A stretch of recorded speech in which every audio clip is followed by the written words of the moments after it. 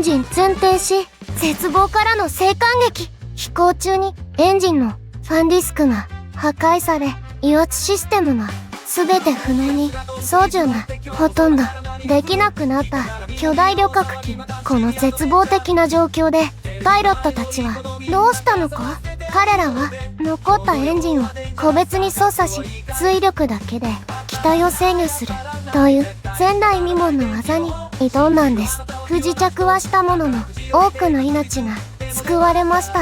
これはクルーの驚異的な訓練とチームワークの証。